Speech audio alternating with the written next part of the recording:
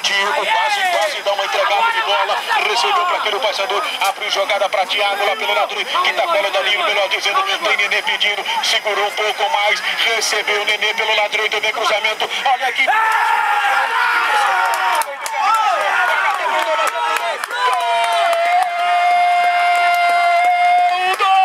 Paysandu Aslan. 36. Na descida pelo lado direito. Bola cruzada, rasteira. Aslan bateu pro fundo da rede, fazendo Paysandu 2, Unibaja, um detalhe no gol, GP.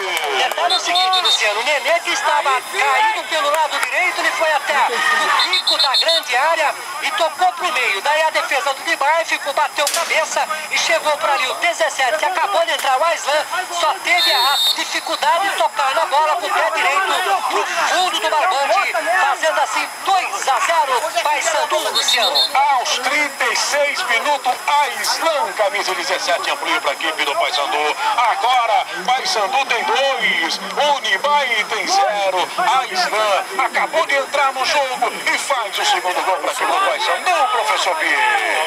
Fez o gol praticamente, que agora define, né, Luciano? É muito difícil para a equipe do Unibaja, mesmo tentando de todas as formas reverter o resultado. E num contra-ataque, numa bola bem trabalhada, levada no fundo, jogou a bola para trás, mas não entrou e fez o segundo gol da equipe do Paysandu.